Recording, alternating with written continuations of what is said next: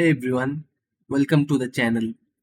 I will show you how to connect MetaTrader 5 with TradingView. So here's how to do it. First, you want to open up the MetaTrader 5 app.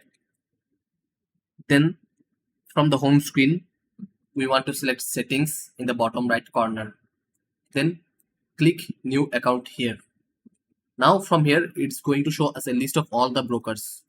We have to search for it. Search TradingView. You can also sign in with QR code here at the bottom. So if you have a TradingView QR code, you can use it like this. Click on it, then allow access to the camera. Alright, so here we can just search for the TradingView, but keep in mind that it's not going to be available in all regions. Like it's not available in mine.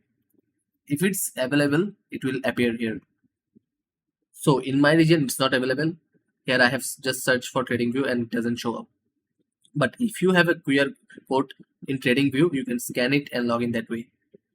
So I know that it's not ideal, but I hope this helps.